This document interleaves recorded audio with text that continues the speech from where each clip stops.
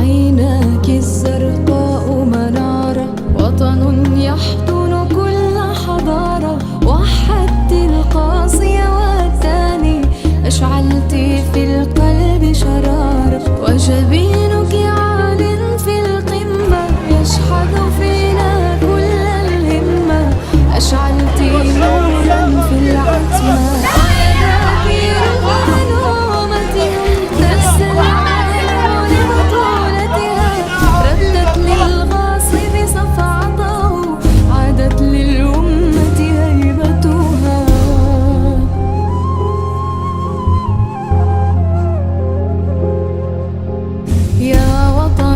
مزروعا فينا فرسادا لكل سفينة. نحن الجزر وأنت المد.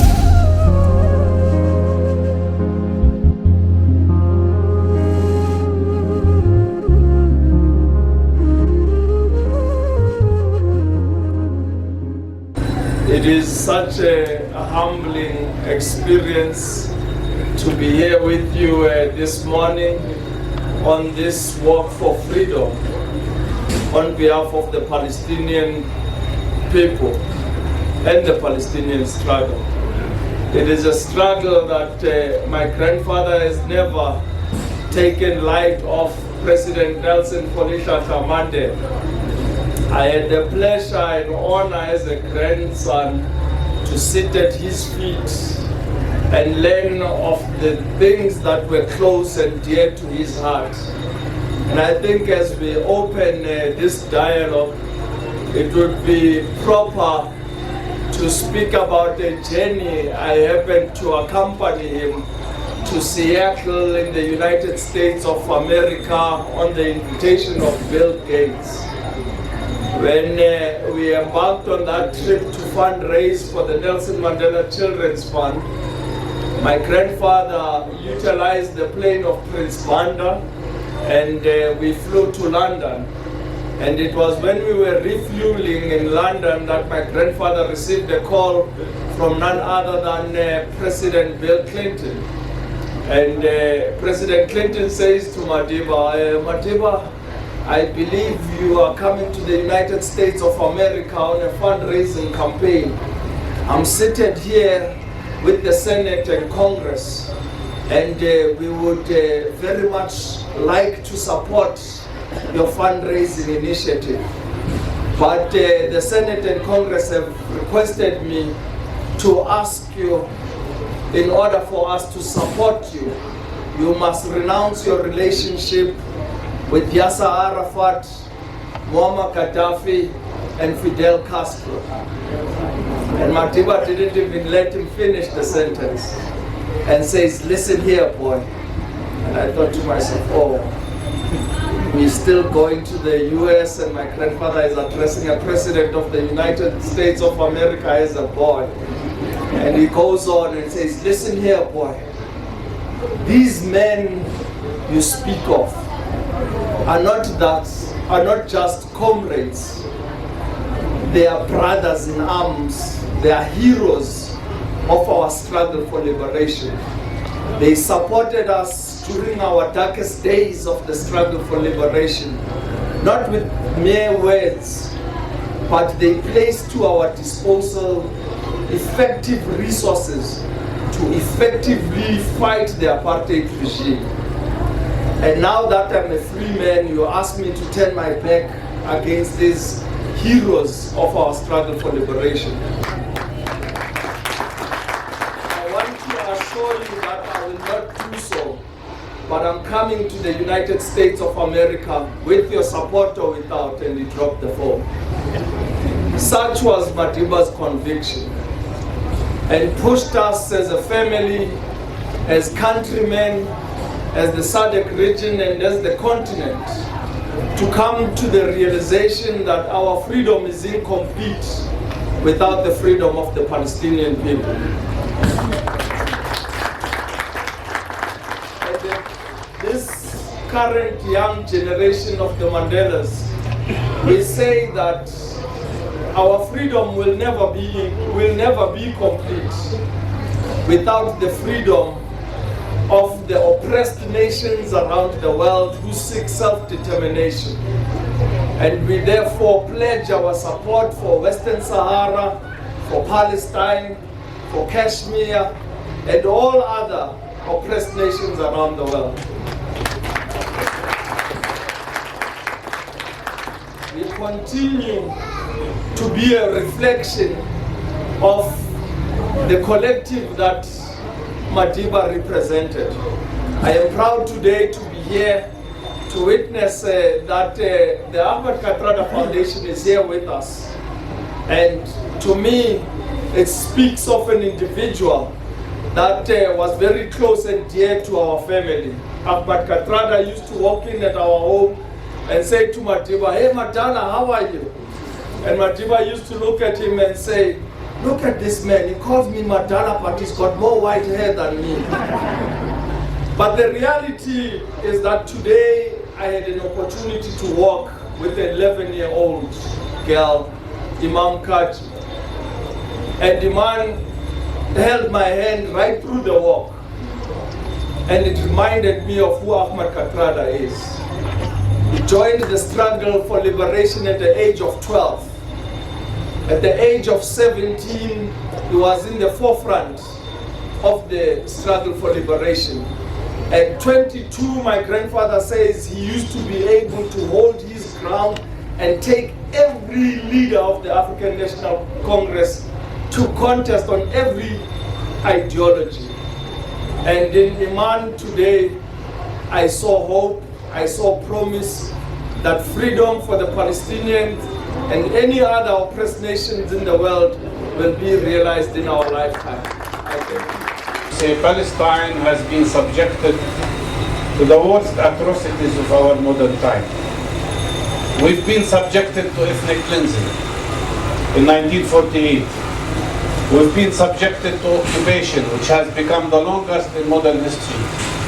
We've been subjected to the system of apartheid that many South African leaders described, including Ahmed Kathrada and Ronnie Kasrils and Chief Mandela, have described it as a much worse system of apartheid than what prevailed in South Africa. Much worse. It is the worst system of apartheid in human history. And nobody can understand us Palestinians better than you in South Africa. Nobody can understand us better than the people who suffered themselves from this horrible system of racial apartheid. We will not give up. With the help of people like yourself, we will not only survive, but we will overcome. But I want you to understand that we need your solidarity more than any time before. We need it now. And we need it more, not just in South Africa, but in the whole of Africa, which Israel is trying to penetrate. And Israel is trying to deviate the traditional support to Palestinians in every part of the world. We want your help and we need your help. We need your solidarity. We need your support. We appreciate the positions of South African people and South African government, which are better than anybody else, but we still need more. Because this is a struggle. This is the most noble struggle probably. As Nelson Mandela said, in his speech once, he said the most important struggle of humanity today is the struggle of the Palestinian people of our time. And I want you to know, we've been tortured, we've been oppressed, we've been discriminated against, and we have been subjected to the worst system of apartheid. But we, the Palestinian people, like the South African people, we will never give up and we will never accept to be slaves of a system of occupation or apartheid. We will struggle and we will succeed. I always remember the words of a famous and wonderful Palestinian poet who used to be the mayor of Nazareth. He said, "We, the Palestinian people, are not better than any other people in this world. But no other people in this world are better than us. We are equal to everybody We want justice for everybody. We will achieve freedom for everybody, and we will triumph. Thank you so much. Mother, father, sister, brother, why are you so silent now? Mother, father, sister, brother, why are you so quiet now? I remember where we played on the green fields round our house. Sunny skies fill our eyes till the day the bomb came down. Mother, father, sister, brother, why are you not hearing me? Father, father, sister, brother, why cannot you care for me? Oh my mother, why no longer do I hear you call my name? Is it something wrong I've done on the day the soldiers came? Mother, father, sister, brother, why don't you come back for me? Mother, father, sister, brother, do you not remember me? If it's true what they're saying, if they took you, why not me? Why don't they come back again, that I can join my family?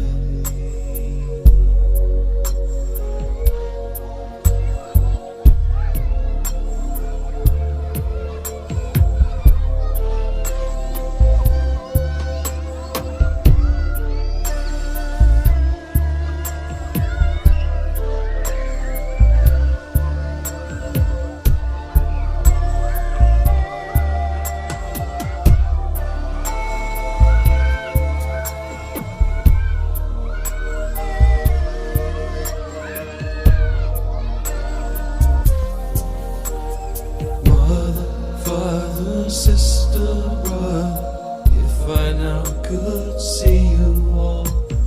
Mother, father, sister, brother, you would see me growing tall. Now I pray every day the way my father taught me to. Now I've made this faith my home, till my Lord, He rescues me.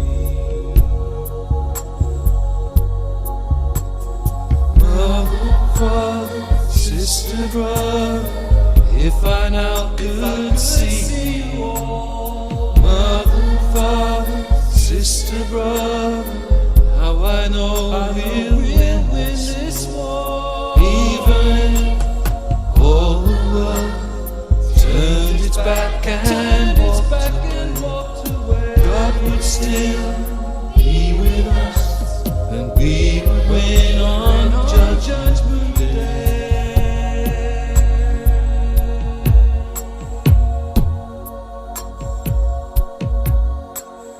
Mother, father, sister, brother, mother, father, sister, brother. Your brother and sister, don't think they are Muslim. Just think because we owe Kashmiri people on a free account. As a human being, we owe to them. As a South African, we owe to them. As a Muslim, we owe to them. I'm asking you a solidarity. 40 days is gone. I think today is the 42nd day. The people of 7-8 million people. People think Kashmir is a small thing. No, it is not. It is 3 times the size of a Belgium. It is bigger than England. 17 million people have been oppressed for the last 72 years. For the last 42 days, it's completely shut down. The life was never normal. I'm not here to tell you about Indian-Pakistan issue. I'm asking you the solidarity about the human rights. The way we used to be oppressed in South Africa, it is exactly the same thing is happening. Imagine for 42 days, people cannot come out from the houses, cannot buy the milk. The mothers are saying to the kids, I don't have a food for you. For the 42 days, people are bringing their own loved one into the garden in the back of the yard. And I think that is the height that we need to search, soul search, and go to the introspection and say, what are we doing as a South African people? When we say Amanda, you say Abecho. But you need to learn today my slogan. I need to bring you to close to my heart, through the message to you, that when we say Azadi, I want you to clap your hand, leave your poster and say Azadi. Can we do that? Yes. Can you do that? Yes. Azadi. Azadi means freedom. Okay. Hey, हक हमारा, हम जीत के लेंगे, हम लड़ के लेंगे। अरे जरा जोर से बोलो, अरे जोर से बोलो। मेरे बच्चे मांगे, मेरी माँ मांगे, मेरे बाप मांगे। जरा जोर से बोलो।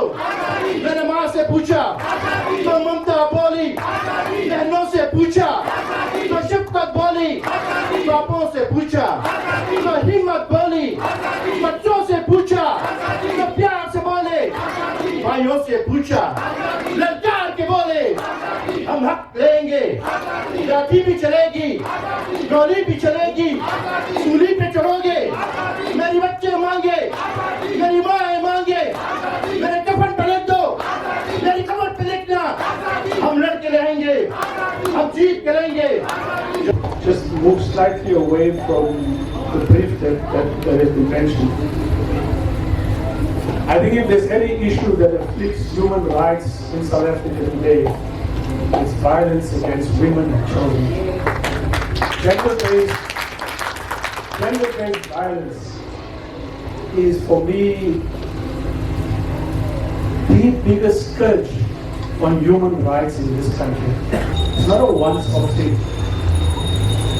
Eradicating gender-based violence requires a complete change of lifestyle, requires a complete change in which we educate our boys in particular, and in which we affirm women in ways that I don't think we've had actually discussed, besides giving people quotas in political parties. We have a country that has got more women representation than many others in the world. It doesn't necessarily lead to the change, because those women themselves don't stand up against the male patriarchy within their own organizations and then want to hijack other marches that take place because it's convenient. The second one is racism and xenophobia. And the biggest tragedy is that it's a country in denial about xenophobia today, from the president to the Chief Justice. So today when the Chief Justice has said it to say, even the board member of this foundation and the premier of this province says things that perpetuates this notion that people from outside of here come to steal our jobs, they take our women, they're the only criminals in this country. We must condemn it for what it is, because it is not true first and foremost. But secondly, we live in a world. And I was saying to Zakir, I asked the staff in the foundation the other day, how many countries in this world today are putting up walls or have put up walls to keep others out? And the consensus amongst the majority of them was 3 or 4. There are 66 countries in this world who are today, who have either put up or are in the process of putting up borders to keep others out. At a time when the world is facing its biggest economic and climatic crisis that will force people to move to wherever they think they will find safety. Those walls are not going to keep people out when they are driven by hunger and driven by poverty. And I think the last thing to conclude, we must be mindful that the solutions being put forward to these problems is the reintroduction of the death penalty. When we go down that route, every other civil liberty will begin to be eroded and taken away. And a police state will be not far off in the future if we go down that route. As difficult as things are, we must be encouraged by the activism of the young people across the world. We must be encouraged by the activism of women that we have seen in the last few days. We must be encouraged by the march that took place, albeit small, yesterday against xenophobia in the city streets of Johannesburg. These signs of encouragement says to us that activism and accountability of those in power and office is amongst our biggest priority to defend and entrench human rights in this country and wherever else in the world. Thank you. Every day We tell each other that this day will be the last, and tomorrow we all can go home free, and all this will finally end. Palestine, tomorrow will be free. Palestine, tomorrow will be free.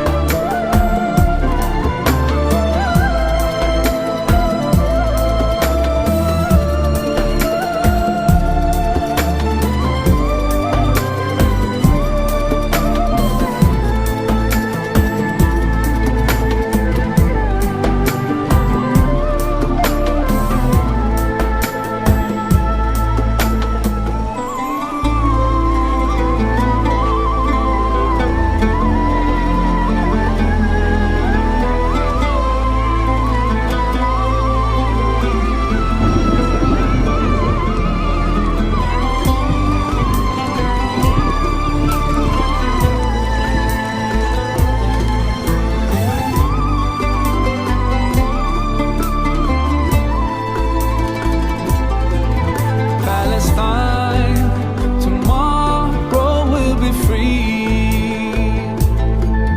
Palestine, tomorrow will be free.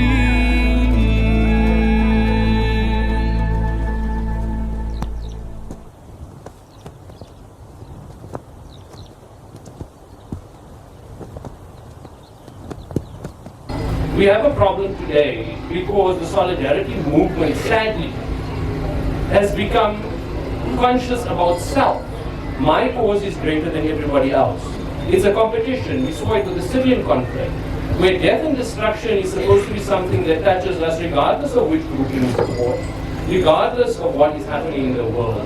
Death and destruction, rape and murder, abuse, should truly be something that goes against our individual constitutions. But it became a competition in the solidarity structures that no, it's taking away limelight from certain causes.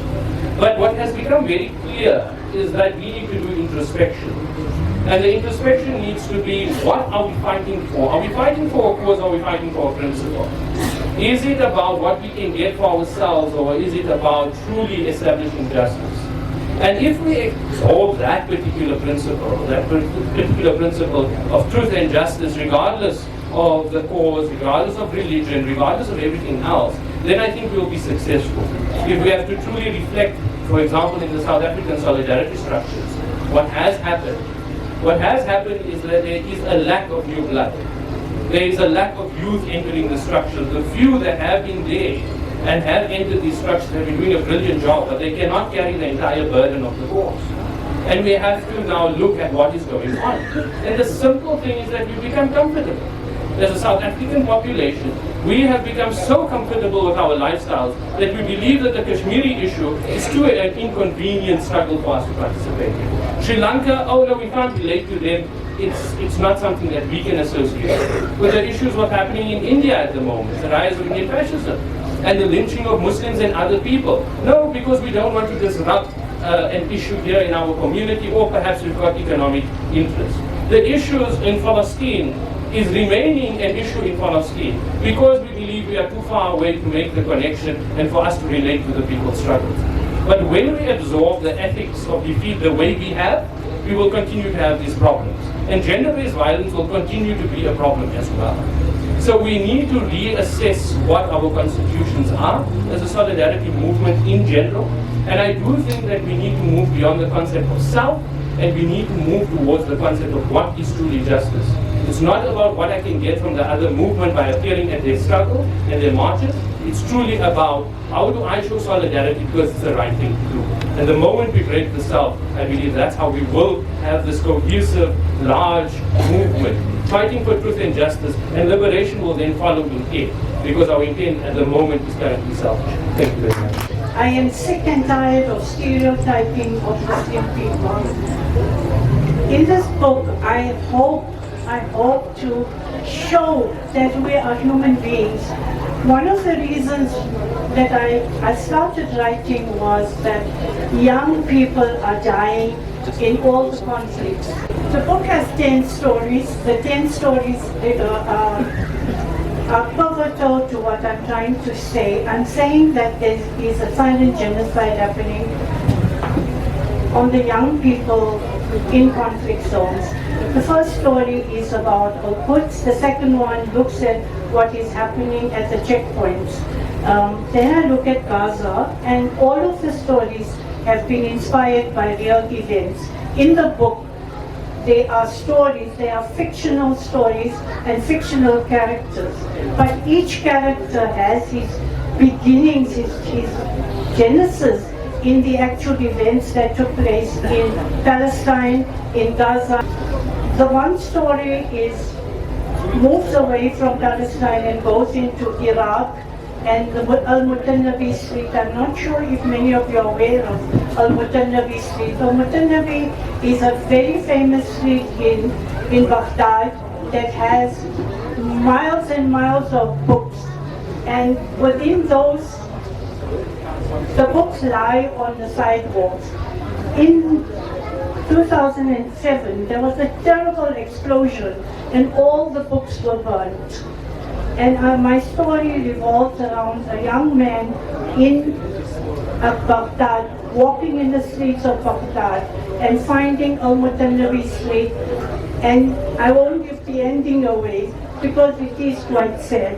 Zakir said to me last night that each story has a tragic ending. It has a cliffhanger. Each story is, I think I've written it beautifully with literary, you will find literary allusions. You will find in it someone like Nizar Kabani. I have reference to Paros Yutov. I have reference to Mahmoud Darwish. So that the young people who read my stories will find in it a richness of literary tradition. So it's not only political, it is also beautifully written literary stories. The stories will make you very sad. You will realize that facts alone don't touch hearts. We know the stories of Palestine. We know the beach killings of the 3 boys in Gaza with the gunboats. What we don't know is the personal stories. And I've created personal stories of real people with real feelings. The one thing that I need to stress is that in literature today, especially Western liberal literature, you do not find representation of Muslims, and let alone for young adults. If you look at Harry Potter or any of those Twilight series, there are no Muslim representation. We are merely tokens, we are just stereotypes. My stories aim to bring the real stories, the real humanity of these people and these young boys. I want the young people to read these stories and to understand the history behind it. Because it's pointless giving facts and not, it's dry, historical facts don't appeal to young readers. What does appeal is the adventure, the psychological drama, the thrill of the story.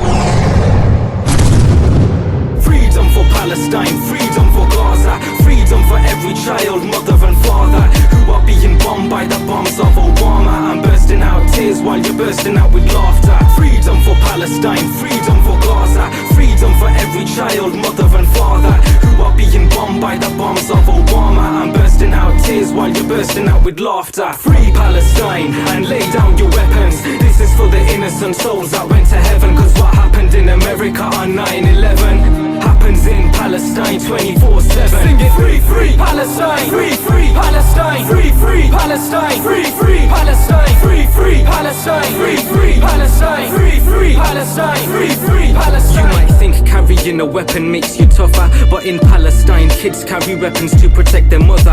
I don't mean guns or bombs, I mean stones. They throw them at tanks, but the tanks crush their bones. They shoot against unarmed people with guns and drop bombs on moms right in front of their sons. So I import Israeli products, I would deport them. Killing the innocent, I will never support them. The Zionists and Jews are different types of people. The Jews ain't bad, but the Zionists are evil. Even the rabbis know the Zionists are crazy. We take life for granted, but they're killing newborn babies. Freedom won't be achieved until they feel the same pain. Palestinians shower tears pouring down like rain. Every word is a fact, not one was an opinion. When I say free Palestine, I'm talking for billions. Free Palestine and lay down your weapons. This is for the innocent souls that went to heaven. Cause what happened in America on 9/11 happens in Palestine 24/7. Sing it, free, free Palestine, free, free Palestine, free, free Palestine, free, free Palestine, free, free Palestine, free, free Palestine, free, free Palestine, free, free Palestine. Israel is funded by many, including Obama. Then to say that the bigger threats came from Osama, that's not true. Most of that stuff is lies. They don't show how hundreds die overnight. Can you imagine if that was one of us? Houses, families all blown down to dust. Many being kidnapped and virgins being raped. Many have been injured but none receive any aid. Is taking a life really worth it for just some land? Those who drink from Starbucks surely don't understand. More Israeli goods being sold means more weapons, more bullets tackle Palestinians every second. Freedom won't be achieved until they feel the same pain. Palestinians shower tears pouring down like rain. Every word is a fact, not one was an opinion. When I say free Palestine, I'm talking for billions. Free Palestine and lay down your weapons. This is for the innocent souls that went to heaven. Cause what happened in America on 9/11 happens in Palestine 24/7. Sing it, free, free Palestine, free, free Palestine, free, free Palestine, free, free Palestine, free, free Palestine, free, free Palestine, free, free Palestine, free, free Palestine.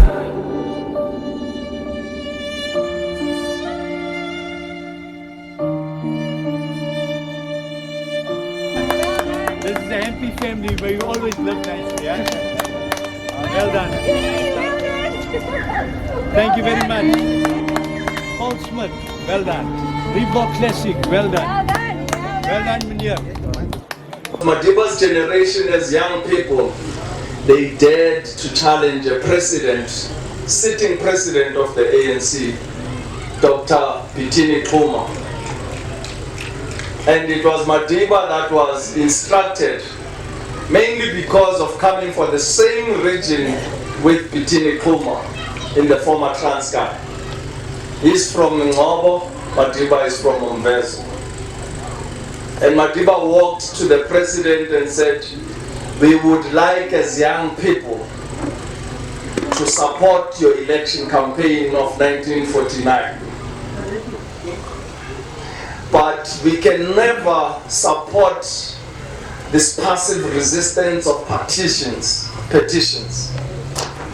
We want a more militant approach that is going to engage with this government and challenge its laws. And Pitini Xuma said to Madiba, I will not do such foolishness. We're continuing with passive resistance and we're going to continue deliberating as we have been.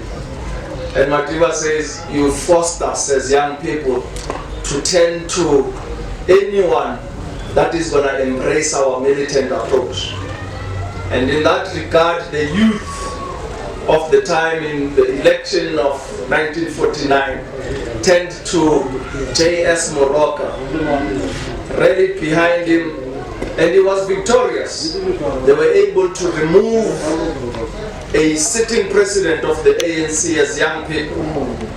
And I would want to say today, with all that has been put to us, we need to channel and guide young people to an effective participation in the solidarity movement. They need to understand where to participate. And I often ask if young people are actually conscientized and if they are actually belonging to this solidarity movement. Now, I became a proud card-carrying member of the ANC at a very young age. When I was taken by Dala Oma and Farida Oma to meet my grandfather in prison as a 9-year-old boy in Paulsmore prison. And effectively from that experience I was a very bitter young man, because I felt my grandfather has disgraced our family. As a 9-year-old, you think prison is for people that have done wrong in society. And I didn't understand why Madiba was in prison, and I hated him for that. And the wisdom and the intellect in the man directed Helen Joseph to instill the ideologies and the principles Madiba stood for in my life. And I'll forever be grateful that a white woman took that moment to educate me. Dala Oma, Farida Oma took time to educate me. Ntato Motlana, Dr. here in Soweto, took time to educate me. And I feel we ought to be doing that for young people. Educate and educate and educate, so that they know their role and they know how to effectively utilize their time. And I would leave you with this thought. How many of these sessions that we have and these different solidarity campaigns find themselves in the office at Lutuli House of International Relations? And honestly, when we are seated at home, we should ask ourselves, have we taken this and tabled it into the international relations? Have we gone to an ANC conference and sat in the international relations subcommittee and deliberated on these issues? Because for them to find room in our organization and in government, they have to be made policy. Fazila sits with me when we have the conference, and she's very passionate about Kurdish issue. I know nothing about the Kurdish issue. I speak Western Sahara, I speak Palestine, and she comes and says, Chief, you have the voice. They will hear you more. Can you speak on the Kurdish issue? Because she's a comrade of mine and she's a sister of mine, that we work together in solidarity issues. I take the pamphlet and I speak on Kurdish issues, and it was adopted in the last conference of the African National Congress.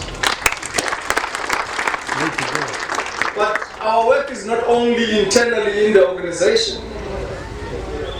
We will sit and not be satisfied with what government does. In the same conference we were in last, 54th conference of the African National Conference, we took a decision of an immediate downgrade of our Israeli embassy in Tel Aviv. The only thing since then we've been able to achieve is to withdraw our ambassador. But the downgrading status hasn't yet been achieved. So we need to ensure that we continue that fight. We impress and ensure that we exert pressure on our government to adhere on the will of the people. But do we seated here truly understand how we can utilize Parliament to ensure that this government recognizes the solidarity movement work that we are doing? Continuous work that comes, protests marches are done, we come to Parliament and we put a petition on Palestine. Rest of the other issues don't reach Parliament. The International Relations Committee doesn't debate on these issues. And we need to put more emphasis on all the other struggles that today we have had. And I want to, with real humility, thank the Palestine Solidarity Alliance for having brought us together in this manner so we can be able to share our thoughts, but it shouldn't end here. We must take this to our homes, to our streets, to our neighborhoods, in our communities, and ensure that we continue this work. In the darkest days of our struggle for liberation, we drew inspiration from the brave, courageous, and heroism of the Palestinians, especially the youth who fearlessly faced the might of the apartheid Israeli army, armed with nothing but rocks and stones. We will not relent in our struggle for the human rights, freedom, and peace in Palestine. Their struggle is our struggle, and we dare not falter, and we dare not fail them. Comrades and friends, my dear brothers and sisters, and my respected elders, never again shall it be that we accept the status of being victims. Every action we take from today forth advances peace and advances human rights for all. I thank you.